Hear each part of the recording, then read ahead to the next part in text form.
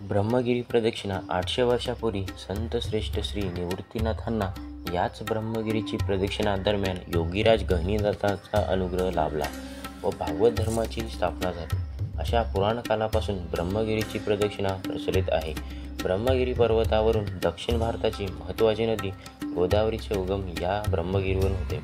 साक्षात शिवशंकराचे वास्तव्य या ब्रह्मगिरीवर आहे. अनेक संत, महर्षी, ऋषी, मुनी या ब्रह्मगिरीवर तपस्या केली आहे. ब्रह्मगिरी प्रदक्षिणा करताना कुशावर तीर्थ पासून प्रयाग तीर्थ, सरस्वती तीर्थ, नागा तीर्थ, वैतरणा, वाणगंगा, निर्मल तीर्थ, पानगंगा, धवलगंगा तीर्थ, नरसिंह तीर्थ असे तीर्थ लागतात. काही तीर्थ कालाच्या ओघात दृष्टीत पडत नाही. संत श्रेष्ठ श्री निवृत्तीनाथांच्या यात्रेनिमित्त त्र्यंबकेश्वर येथे आलेले भक्त वारकरी ब्रह्मगिरी प्रदक्षिणा करतात. ही ब्रह्मगिरी प्रदक्षिणा कुशावर तीर्थ या पवित्र जलकुंडात स्नान करून मग त्र्यंबकेश्वराचे दर्शन करून पुढे प्रयाग तीर्थापासून सुरू होते. ब्रह्मगिरी प्रदक्षिणा पुण्यप्राप्तीसाठी व पापक्षालनासाठी करतात.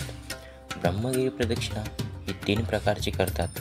त्यातील पहिली प्रदक्षिणा ब्रह्मगिरी प्रदक्षिणा आहे, तर दुसरी हरिहर ब्रह्मगिरी प्रदक्षिणा, तिसरी इंद्र पर्वत म्हणजेच अंजनी पर्वत सह ब्रह्मगिरी प्रदक्षिणा ह्या ब्रह्मगिरी प्रदक्षिणा करतात. ब्रह्मगिरी प्रदक्षिणा करताना सूर्योदय होण्याआधी कुशावर तीर्थ येथे स्नान करून त्र्यंबकेश्वराच्या मंदिराच्या कलशाचे दर्शन करून पुढे प्रयाग तीर्थ येथून बेगलवाडी मार्गे प्रदक्षिणा मार्ग सुरू होतो.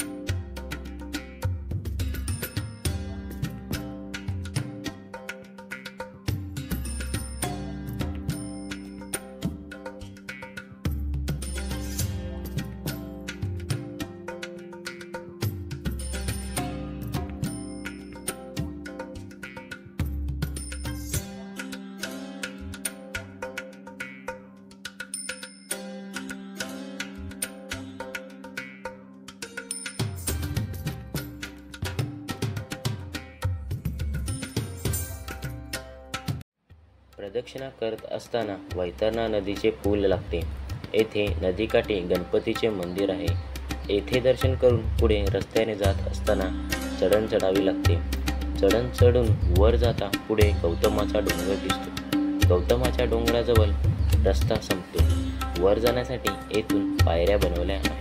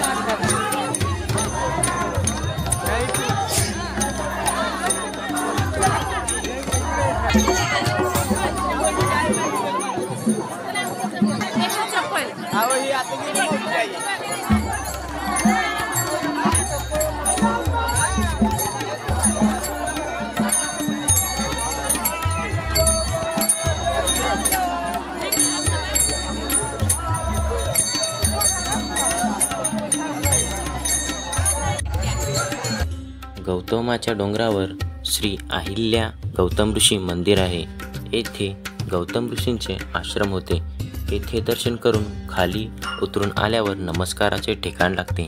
येथून पंचमुखी शिवस्वरूपी ब्रह्मगिरीस पूर्वाभिमुख होऊन साष्टांग नमस्कार करतात आणि पुढे प्रदक्षिणामार्गे चालू लागतात.